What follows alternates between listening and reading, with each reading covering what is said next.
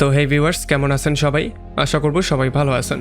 তো আজকে আমরা এক্সপ্লেন করছি ইয়াত বাবা মুভিটা। আর এই মুভিটা বানানো হয়েছে খুবই ভয়ঙ্কর একটা গল্প নিয়ে।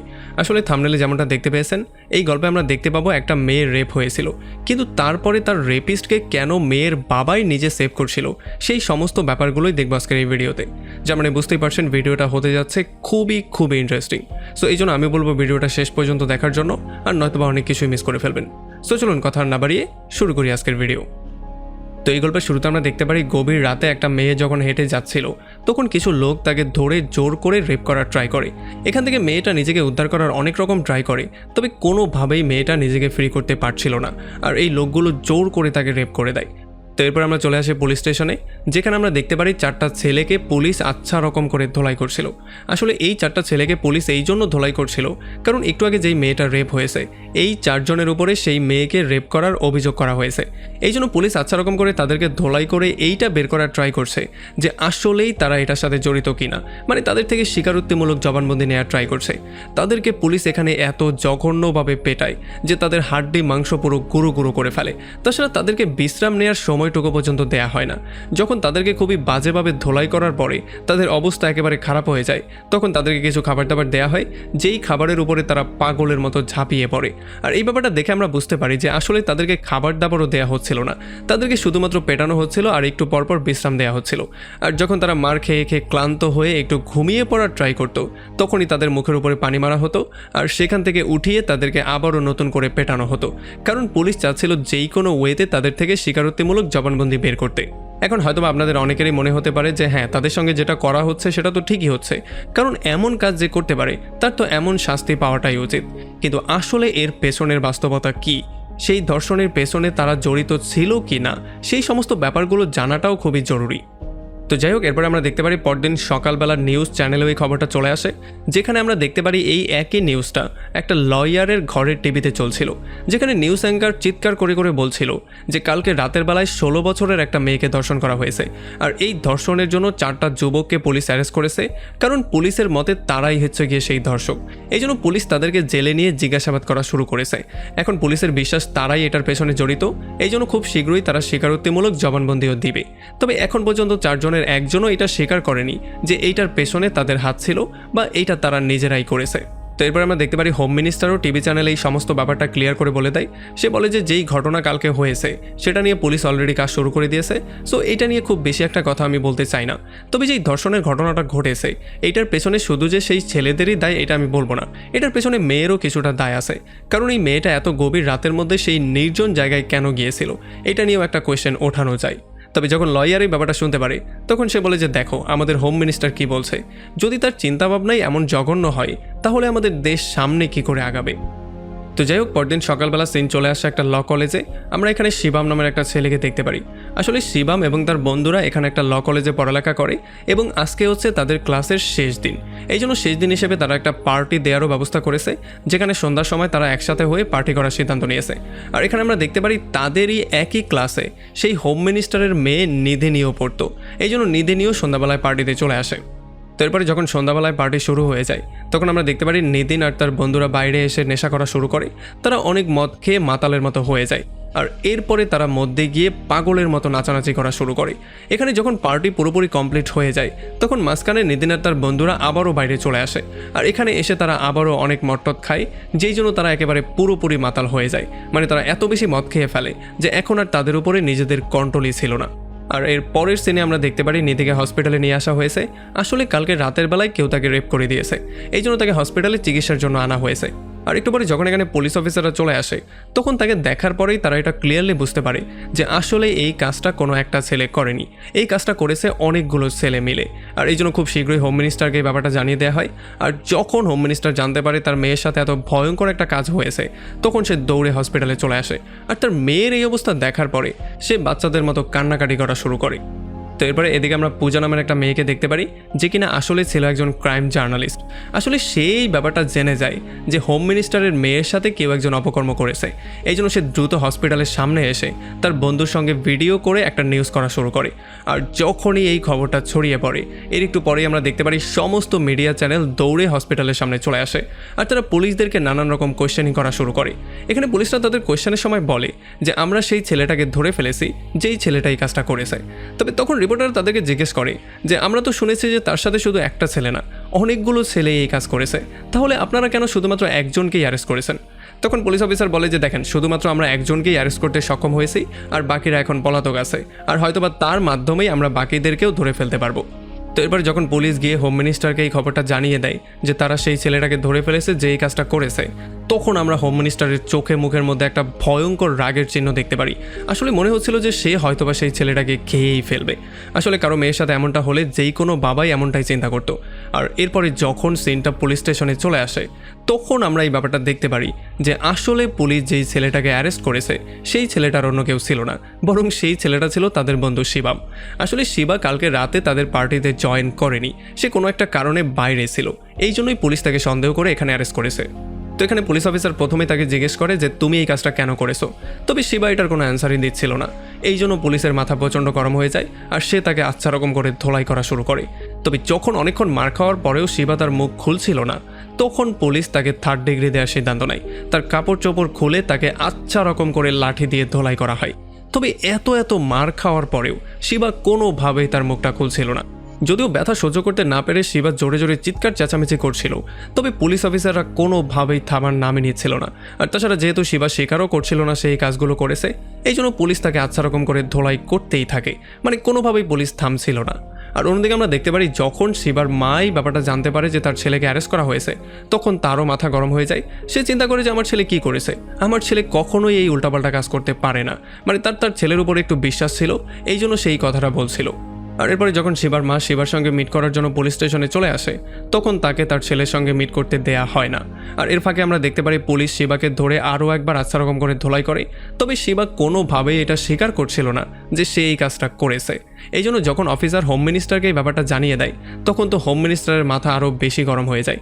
এই জন্য সে তাকে আরও বেশি করে পেটানোর জন্য বলে, যাতে করে যেই কোনো ওয়েতে তার থেকে স্বীকারোক্তি তারা নিতে পারে। আর যেহেতু পুলিশ হোম মিনিস্টারের অর্ডার পেয়ে গেছে, এখন আর কি করার ছিল। এরপরে পুরোটা রাত শিবাকে উল্টো করে ঝুলিয়ে এমন জঘন্যভাবে মারা হয় যেমনটা হয়তোবা মানুষ মানুষকে মারত না। তো এরপর পরদিন সকালবেলা আমরা দেখতে পারি পূজা নামের সেই জার্নালিস্টকে, যে কিনা কালকে রাতের বেলায় সেই কেসটা কভার করেছিল। এখানে পূজা বসে বসে এই জিনিসটা চিন্তা করছিল যে আসলে আজকের পত্রিকায় সে কি লিখবে, আসলে সেই শিবা নামের লোকটা কি অপরাধী নাকি তাকে এমনি গ্রেফতার করা হয়েছে। আর তখন আমরা দেখতে পারি পূজার যে মেড ছিল, যে কিনা শিবার ফ্যামিলিকে জানতো, সে এসে পূজাকে বলে যে শিবার বাবাকে কেউ একজন একটা সময় মিথ্যা কেসে ফাঁসিয়ে দিয়েছিল, যেই জন্য প্রচণ্ড লজ্জায় শিবার বাবা একটা সময় সুইসাইড করে নিয়েছিল।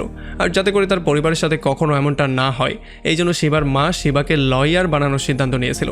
কিন্তু এখন দেখো কি ভাগ্যের পরিণতি, এখন সেই ছেলেই রেপ কেসে ভেতরে ঢুকে গেছে। তবে হ্যাঁ, যতটুকু আমি তাকে চিনি, আমি এতটুকু গ্যারান্টি দিয়ে বলতে পারি যে এই ছেলেটা কোনোভাবেই এই কাজটা করতে পারে না। আর যখন পূজা এই ব্যাপারটা শুনতে পারে, তখন তার চিন্তা হয় যে আসলেই এই ব্যাপারটা নিয়ে তার আরও একবার চিন্তা করা উচিত, মানে এই কেসটা নিয়ে তার একটু রিসার্চ করা উচিত। এই জন্য সে চলে আসে শিবার মায়ের সঙ্গে মিট করার জন্য। আর যখন শিবার মাকে সে কোয়েশ্চেনিং করে, তখন সে বুঝতে পারে যে শিবার মা তো এটা বিশ্বাসই করতে চাইছে না যে শিবা কোনোভাবেও এমন কাজ করতে পারে। এই জন্য ফাইনালি শিবার সঙ্গে মিট করার জন্য সে তার মাকে নিয়ে লিগ্যাল পেপার বানায়। আর সেই লিগ্যাল পেপার নিয়ে তারা চলে আসে পুলিশ স্টেশনে শিবার সঙ্গে মিট করার জন্য। তবে এই লিগ্যাল পেপার আনার পরেও পুলিশ কোনোভাবেই তাকে তার সঙ্গে মিট করতে দিচ্ছিল না। আর যখন পূজা পুলিশ অফিসারদের এইরকম বিহেভিয়ার দেখতে পারে, তখন পূজার তাদের উপর একটু সন্দেহ হয়ে যায়। কারণ এখন পর্যন্ত তো এই ব্যাপারটা প্রমাণও হয়নি যে শিবাই রেপ করেছে, তাহলে পুলিশ কেন তাদেরকে বারবার করে আটকাচ্ছে তার সাথে দেখা করার জন্য? এখানে কোনো একটা ঘাবলা তো অবশ্যই আছে। তো এরপর পরদিন সকালবেলা শিবাকে কোর্টে তোলা হয়। আমরা দেখতে পারি হোম মিনিস্টারের পক্ষ থেকে খুবই ফেমাস একজন ক্রিমিনাল লয়ার চলে আসে। তবে অন্যদিকে শিবার পক্ষে কোনো লয়ারই কাজ করতে রাজি হচ্ছিল না, এমনকি গভর্নমেন্ট যেই লয়াররা ছিল তারাও শিবার পক্ষে কাজ করতে রাজি হচ্ছিল না, কারণ যেহেতু কেসটা হোম মিনিস্টারের অ্যাগেনস্টে। এখন এই ব্যাপারগুলো দেখার পরে সবাই ব্যাপারটা ক্লিয়ারলি বুঝতে পারে যে হয়তোবা হোম মিনিস্টার যেই বাকি উকিলরা আছে তাদের সবাইকে থ্রেট করে এটা জানিয়ে দিয়েছে যে কেউ যদি সাহস করে শিবার পক্ষে এসে কেস লড়ার তাহলে তার পরিণতি ভয়ঙ্কর হতে পারে। তবে আসলে তাদের লয়ের মধ্যে এই একটা জিনিসও ছিল যে যদি কেউ তার পক্ষে কেস লড়তে না চায় তাহলে ভিকটিম নিজেই তার কেসটাকে লড়তে পারবে। আর এই বেসিসে শিবাকেই তার কেসটাকে লড়ার পারমিশন দেওয়া হয় আর এরপরে পুরো কার্যক্রম শুরু করা হয়।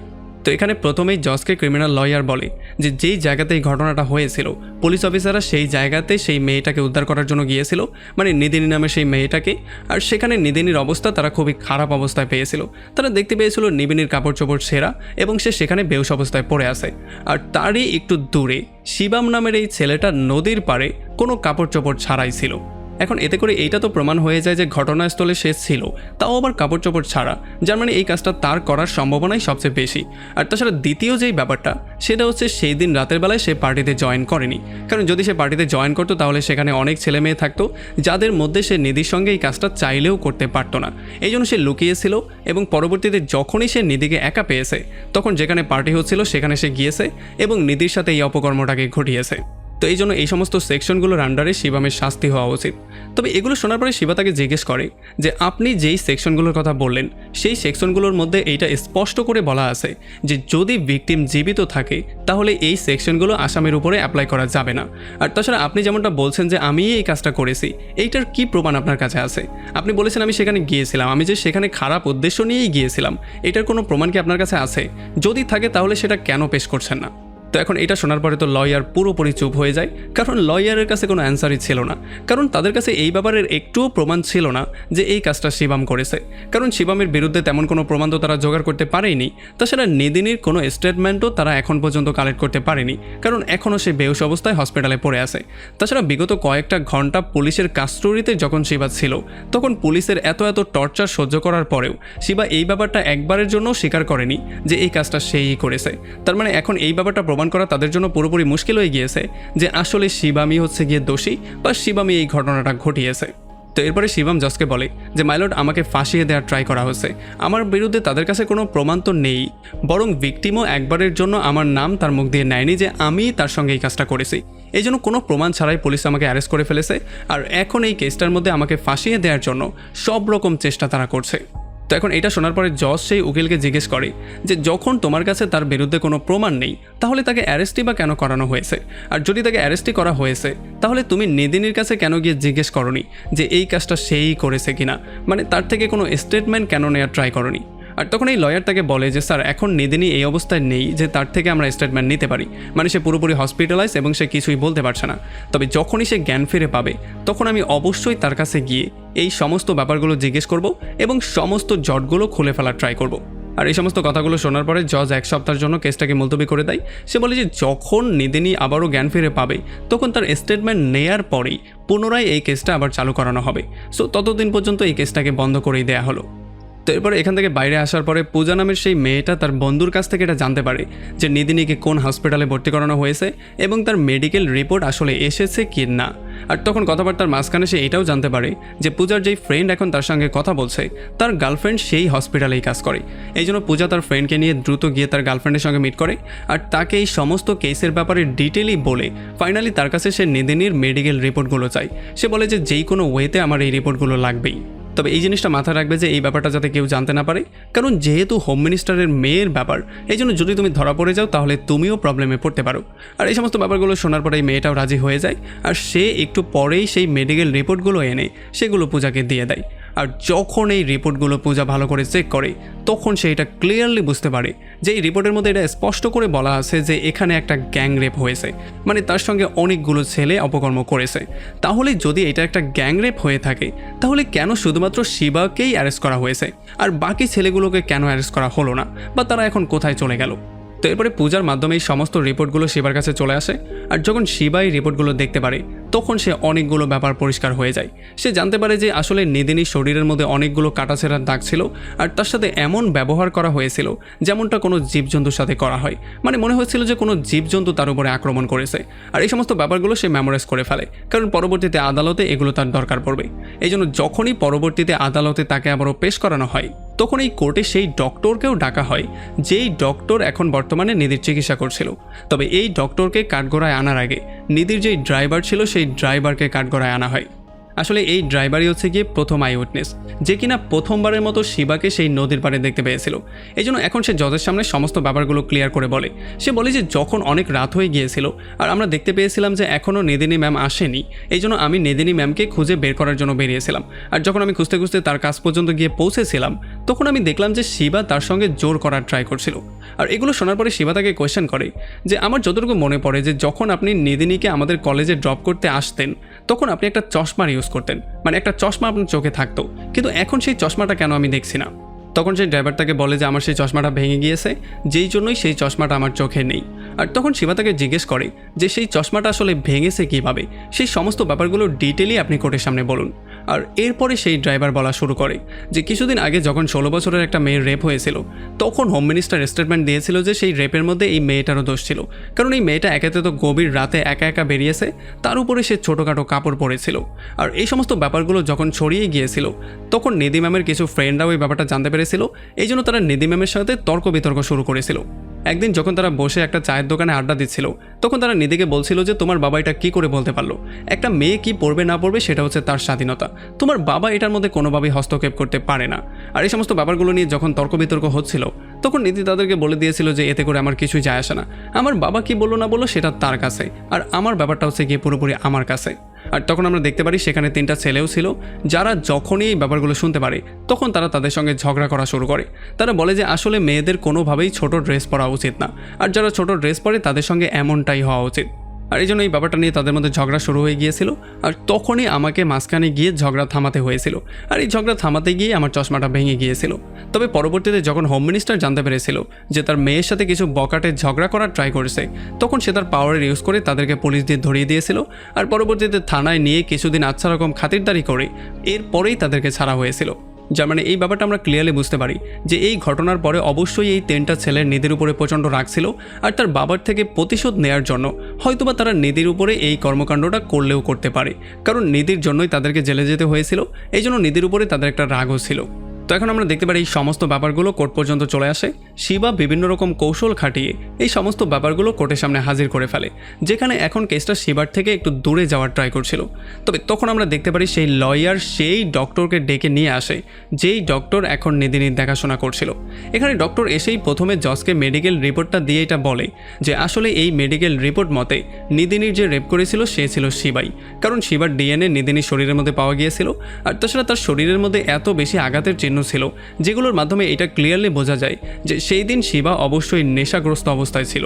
এই জন্য সেই সমস্ত কর্মকাণ্ডগুলো খুবই ভয়ঙ্কর ওয়েতে করেছে, আর যেহেতু সে নেশার মধ্যে ছিল এই জন্য তার এগুলো মনেও নেই।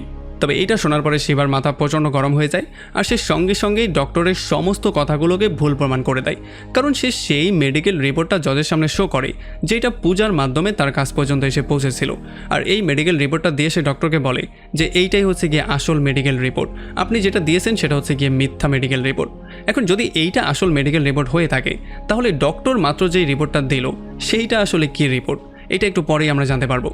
তো এখানে আমরা দেখতে পারি শিবা জজকে বলে যে এই মেডিকেল রিপোর্টটা হচ্ছে গিয়ে একই হসপিটালের একই দিনের একই সময়ের মেডিকেল রিপোর্ট, যেখানে এই ব্যাপারটা স্পষ্ট বলা আছে যে নিধিনীর সাথে এই কাজটা অনেকগুলো ছেলে মিলে করেছে, কারণ তার শরীরে অনেকগুলো ছেলের ডিএনএ পাওয়া গেছে, যেগুলোর মধ্যে একটা ডিএনএও আমার সাথে ম্যাচ করছিল না। আর তাছাড়া সবচেয়ে ইন্টারেস্টিং ব্যাপার হচ্ছে আমার থেকে তারা কখনো ডিএনএ নেয়নি। যদি আমার থেকে তারা ডিএনএ নিয়ে নাই থাকে, তাহলে আমার ডিএনএ কিভাবে সেই রিপোর্টের মধ্যে চলে আসলো?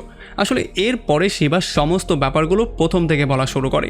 আসলে শিবা বলে যে হয়তোবা আমার ডিএনএ তারা কালেক্ট করার জন্য এমন করে একটা প্রসেস করেছে, মানে তার ডিএনএ কিভাবে সেই রিপোর্ট পর্যন্ত পৌঁছালো সেই ব্যাপারটা সে এক্সপ্লেন করে বলা শুরু করে। সে বলে যে যেদিন আমাকে অ্যারেস্ট করা হয়েছিল সেই দিন আমাকে মারতে মারতে তারা বেউস করে ফেলেছিল, আর বেউস অবস্থায় হয়তোবা তারা আমার থেকে ডিএনএ স্যাম্পল কালেক্ট করেছিল, এবং পরবর্তীতে সেই ডিএনএ স্যাম্পল সেই মেডিকেল রিপোর্টে শো করে তারা এই একটা উদ্ভট গল্প বানিয়েছে যে আমি নিধিনীর সঙ্গে এই কাজটা করেছি, সেদিন রাতের বেলায় আমি সেখানে ছিলাম। তবে আসলে ব্যাপারটা ছিল সম্পূর্ণ ভিন্ন। আর এগুলো শোনার পরে জজ পুরোপুরি শক্ট হয়ে যায়। এই জন্য সে জিজ্ঞেস করে যে যদি এই রিপোর্টটা মিথ্যা হয় তাহলে আসল রিপোর্টটা কোথায়? আর তখন শিবা পূজার মাধ্যমে তাকে আসল রিপোর্টটা দেয়। আর এই রিপোর্টের মধ্যে স্পষ্টই ব্যাপারটা লেখা ছিল যে 3জন ছেলে জোরপূর্বক নিধিনীর সঙ্গে এই কাজটা করেছিল। আর তাছাড়া শিবার নিজেরও একটা মেডিকেল টেস্ট করিয়েছিল, যেই টেস্টের মাধ্যমে সে এই ব্যাপারটাও প্রুফ করে দিয়েছে যে আসলে বিগত 20 থেকে 30 দিনের মধ্যে সে না কোনো নেশা করেছে, না এমন কোনো দ্রব্য নিয়েছে যাতে করে তার হুঁশ থাকবে না। যার মানে এতে করেই ব্যাপারটা ক্লিয়ার হয়ে যায় যে সেই দিন রাতের বেলায় না শিবা মদ খেয়েছিল, না সে মদ খেয়ে মাতাল হয়ে এই কাজগুলো করেছিল। আর যেহেতু 3 জন ছেলে করেছিল, এই জন্য 3 জন ছেলের মধ্যে সেখানে শিবাম ছিলই না। তো এখন এখানে কোয়েশ্চেন চলে আসে যে তাহলে ডক্টর কেন ফেক রিপোর্ট জজের সামনে শো করলো, ডক্টর কার ইশারায় নাচছে? এই জন্য এই সমস্ত ব্যাপারগুলো ক্লিয়ার করার জন্য শিবা ফাইনালি কাঠগড়ায় হোম মিনিস্টারকে নিয়ে আসে। তো এখানে আমরা দেখতে পারি যখন শিবা হোম মিনিস্টারকে নানানভাবে কোয়েশ্চেন করছিল, তখন শিবা বারবার করে হোম মিনিস্টারের হাতের কাছে টাচ করার ট্রাই করছিল। মানে বারবার করে সে তার হাতের কাছে হাত নিচ্ছিল আর বারবার করে তাকে টাচ করার ট্রাই করছিল। আর জজ ওই ব্যাপারটা নোটিস করে, আর এই জন্য শিবা ফাইনালি হোম মিনিস্টারের এই ব্যাপারটা সবার সামনে ক্লিয়ার করে। সে বলে যে হোম মিনিস্টার রাঘব, আমি যে বারবার করে আপনাকে টাচ করছি এই ব্যাপারটা আপনি বিব্রত হচ্ছেন, তাই না? আপনি এটা একেবারেই চাচ্ছেন না যে আমি আপনাকে টাচ করি, কারণ আমি আপনার চেয়ে নিচু জাতের এবং আমি নিচু বর্ণের মানুষ। আপনি এই জিনিসটা কোনোভাবেই সহ্য করতে পারছেন না। আসলে এইটাই হচ্ছে গিয়ে আপনার মেইন সমস্যা। আর এরপর সে জজকে বলে যে আসলে এই কেসটা শুধুমাত্র একটা রেপের কেস না, এই কেসটা রেপের পাশাপাশি জাতি বর্ণের মধ্যে বিভেদ সৃষ্টি করারও কেস। তো আসলে এখানে হয়েছিল এটা, যখন হোম মিনিস্টার জানতে পেরেছিল যে তার মেয়ের সাথে এই অপকর্মটা হয়েছে, তখন সে সাথে সাথে এইটাও জেনে গিয়েছিল যে কারা আসলে তার মেয়ের সাথে এই কাজটা করেছে। এই কাজটা করেছিল সেই 3টা ছেলে, যাদের কিনা হোম মিনিস্টার তার মেয়ের সঙ্গে বেয়াদবি করার জন্য পুলিশ দিয়ে ধরিয়ে নিয়ে গিয়েছিল আর উত্তমধ্যম দিয়ে কয়েকদিন পরে ছেড়ে দিয়েছিল। এই জন্য এই ব্যাপারটার প্রতিশোধ নেয়ার জন্যই তারা 3 জন তার মেয়ের সঙ্গে এই কাজটা করেছে। তাছাড়া সে এই ব্যাপারটাও জেনে গিয়েছিল যে সেই 3টা ছেলে হচ্ছে গিয়ে তার নিজের জাতের ছেলে, মানে তারা হচ্ছে গিয়ে তার নিজের গোত্রের ছেলে। আর যেহেতু ইলেকশনও সামনে আসছিল, এই জন্য হোম মিনিস্টার কোনোভাবেই তাদেরকে শাস্তি দিতে চাইছিল না, কারণ যদি সে নিজের গোত্রের মানুষজনকেই শাস্তি দিয়ে দেয় তাহলে হয়তোবা তার গোত্রের মানুষজন তার উপরে রেগে যেতে পারে আর ভোটের সময় তাকে ভোট নাও দিতে পারে, কারণ তাদের মনে হতে পারে যে সে হয়তোবা নিজের গোত্রের উপরেই বেশি রাগ করে আছে, কারণ তার মেয়ের সাথে নিজের গোত্রের মানুষই এই কাজটা করেছে। এই জন্য হোম মিনিস্টার কোনোভাবেই রিস্ক নিতে চাইছিল না। এই জন্য সে চাইছিল এই কেসে সে অন্য কাউকে ফাঁসিয়ে দিতে, যাতে করে পরবর্তীতে সে নিজের মতো করে সেই 3টা ছেলেকে বাইরেই শাস্তি দিতে পারে, আর এতে করে অফিসিয়ালভাবেও তার উপরে কোনো কলঙ্ক আসবে না আর তার গোত্রের মানুষজনও তার উপরে রাগ করবে না। আর এই সমস্ত ব্যাপারগুলোর জন্যই তারা নতুন করে একটা প্ল্যান করে। এখন তাদের এমন একটা ছেলের দরকার ছিল যাকে তারা এই কেসের মধ্যে ফাঁসিয়ে দিতে পারবে। আর তখনই তারা জানতে পারে শিবাম সম্পর্কে। আসলে শিবাম সেদিন সেই পার্টিতে তো এসেছিল, তবে সে অনেকটা লেট হয়ে গিয়েছিল। আর যখন সে দেখতে পেরেছিল নিদিনের এই অবস্থা, মানে সে একেবারে হতভম্ব হয়ে কাপড় চোপড় ছেঁড়া অবস্থায় একটা জায়গায় বসেছিল, তখন তার ইজ্জত সেভ করার জন্য সে তার নিজের শার্ট খুলে তাকে দিয়েছিল। আর এই জন্যই সে নদীর পাড়ে খালি গায়ে বসেছিল, মানে কোনো কাপড় ছাড়া। আর তাছাড়া সেখানে যখন পুলিশ এসেছিল তখন নিধির অবস্থা খুব একটা ভালো ছিল না। সে এইটা বলতেই পারছিল না যে এই কাজটা কে করেছে, এটা কি শিবা করেছে নাকি অন্য কেউ করেছে। এই জন্য পুলিশ শিবাকে সন্দেহ করেই তাকে অ্যারেস্ট করে ফেলেছিল। আর যখন পরবর্তীতে নিধিনীকে হসপিটালে নেওয়া হয়েছিল তখন সে কয়েকদিনের জন্য বেহুশ হয়ে গিয়েছিল। এই জন্য পরবর্তীতে সে আর এই ব্যাপারটা কোনোদিনও বলতে পারেনি যে আসলে এই কাজটা কারা করেছে। আর এই সুযোগের সদ্ব্যবহার করে তার বাবা মানে হোম মিনিস্টার এই কেসের মধ্যে শিবাকে ফাঁসিয়ে দিয়েছে, যাতে করে তার গোত্রের মানুষের ভোট তার থেকে ছুটে না যায়। তো এখন এই সমস্ত ব্যাপারগুলো কোর্টের সামনে শিবা তো বলে ফেলে, তবে এগুলো তখনই মানা হবে যখন এটার কোনো প্রমাণ সে শো করতে পারবে। কারণ যদি সে প্রমাণ শো করতে না পারে তাহলে তো এগুলো কেউ বিশ্বাসই করবে না। এই জন্য সে প্রমাণ হিসেবে নিদিনীর এয়ার ডিভাইসটাকে সবার সামনে নিয়ে আসে। আসলে এই ডিভাইসটা নিদিনী সবসময় ইউজ করতো তার ক্লাসের মধ্যে, যাতে করে ক্লাসের সমস্ত ব্যাপারগুলো রেকর্ড করে সে পরে ঘরে নিয়ে এগুলোকে ভালো করে শুনতে পারে। এই জন্য সেদিন রাতের বেলাও সে এইটা কানে দিয়েছিল। এই জন্য এখানে সমস্ত ব্যাপারগুলো রেকর্ড হয়ে গিয়েছিল। আর যখন এই রেকর্ডটা সে কোর্টের সামনে প্লে করে দেয় তখন এই ব্যাপারটা ক্লিয়ার হয়ে যায় যে আসলে সেখানে শিবা ছিলই না বা সে এই কাজগুলো করেইনি। আর যখন কোর্টে এই ব্যাপারটা সবাই জানতে পারে যে শিবার নির্দোষ, তখন তারা আরও একটা খবরও পেয়ে যায়। তারা জানতে পারে যে হসপিটালে আসলে নিদেনের মৃত্যু হয়ে গেছে। আর এই খবরটা যখন তারা সবাই জানতে পারে তখন তারা সবাই পুরোপুরি শকড হয়ে যায়। আর এখন যেহেতু ডক্টরও পুরোপুরিভাবে ফেঁসে গিয়েছে, এই জন্য সে কোর্টের সামনে এসে সমস্ত সত্যিগুলো বলা শুরু করে। সে বলে যে প্রথমে তো আমি আসল মেডিকেল রিপোর্টটাই বানিয়েছিলাম, যেখানে এটা স্পষ্ট লেখা ছিল যে 3টা ছেলে এই কাজটা করেছে, যার মানে শিবাম এর মধ্যে ছিল না। আর আমি এটাও জানতাম সে পুরোপুরি নির্দোষ। তবে এই রিপোর্টটা জমা দেওয়ার আগে হোম মিনিস্টারের লোক এসে আমাকে থ্রেট করা শুরু করে, আর তারা শিবামের ডিএনএ দিয়ে আমাকে বলে একটা ফেক রিপোর্ট বানানোর জন্য, যাতে করে তারা শিবামকে ফাঁসিয়ে দিতে পারে। এই জন্য পরবর্তীতে বাধ্য হয়েই আমাকে ফেক রিপোর্ট বানাতে হয়েছে, যেটার মাধ্যমে শিবামকে দোষী প্রমাণ করার ট্রাই করা হয়েছে। আর এই ডিএনএ হোম মিনিস্টারকে পুলিশ অফিসাররা দিয়েছিল। আর এই ডিএনএ সেদিন নেওয়া হয়েছিল যেদিন শিবামকে মারতে মারতে বেহুশ করে ফেলা হয়েছিল। যার মানে এখন ডক্টরের কথাবার্তা এই ব্যাপারটা ক্লিয়ার হয়ে যায় যে আসলে পুলিশ অফিসাররাও এই ঘটনাটার সঙ্গে জড়িত ছিল আর তারা সবাই মিলে শিবার বিরুদ্ধে এই প্ল্যানটা করেছে। আর এখন ডক্টর এই ব্যাপারটাও ক্লিয়ার করে বলে যে এখন হসপিটালে নিধির মৃত্যু এই জন্য হয়েছে কারণ হোম মিনিস্টার নিজে তার মেয়েকে খুন করেছে। আসলে হোম মিনিস্টার এই ব্যাপারটা জানতো যে একদিন না একদিন তো নিধি জ্ঞান ফিরে পাবেই, আর যখন সে জানতে পারবে যে শিবাকে এই কেসের মধ্যে ফাঁসিয়ে দেওয়া হয়েছে আর সেই 3টা ছেলের কোনো ক্ষতিই হয়নি বা তাদেরকে শাস্তি দেওয়া হয়নি, তখন নিধি তার বাবার উপরে চড়াও হতে পারে আর হয়তোবা সেই ব্যাপারটাকে ফাঁসও করে দিতে পারে। এই জন্য ভয়ের মধ্যে এসে হোম মিনিস্টার নিজে তার মেয়েকে গিয়ে খুন করেছে, তাও শুধুমাত্র কিসের জন্য? ভোটের জন্য, মানে রাজনীতির জন্য। আর তাছাড়া এগুলোতে হোম মিনিস্টারের আরও একটা লাভ ছিল, জনগণ তার সাথে ইমোশনালি কানেক্ট হয়ে যেত কারণ তার মেয়ের সাথে সেক্সুয়াল অ্যাসল্ট হয়েছে, তাছাড়া তার মেয়ে সেখানে মারাও গিয়েছে। এই জন্য মানুষ আবেগে আপ্লুত হয়ে তাকেই ভোট দিত, আর শুধুমাত্র এই ভোটের জন্য সে তার নিজের মেয়েকে খুন করতেও পিছপা হয়নি। আর এখন আমরা দেখতে পারি কোর্টে এই সমস্ত ব্যাপারগুলো প্রমাণ হয়ে যায়। এই জন্য ফাইনালি সেই 3টা ছেলেকেও নিয়ে আসা হয়, যেই 3টা ছেলে অ্যাকচুয়ালি নিধির সঙ্গে এই সমস্ত কাজগুলো করেছিল।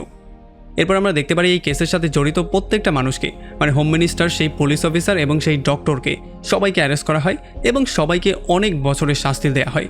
তাছাড়া জজ শিবার অনেক প্রশংসা করে কারণ শিবার প্রেজেন্স অফ মাইন্ড, তাছাড়া সে যেমন করে তার কেসটাকে হ্যান্ডেল করেছে এই ব্যাপারটার অনেক প্রশংসা জজ করে। আর সে বলে যে হয়তোবা তুমি এখন একজন ল স্টুডেন্ট, তবে ভবিষ্যতে তুমি হবে একজন ভালো লয়ার, আর তোমার মতো এমন অনেস্ট লয়ারদের মাধ্যমেই আমাদের দেশের ন্যায় বিচার কায়েম হবে। আমি এই আশাই রইলাম। আর এমন একটা ইন্টারেস্টিং পয়েন্টে এই পুরো মুভিটা এখানেই শেষ হয়ে যায়।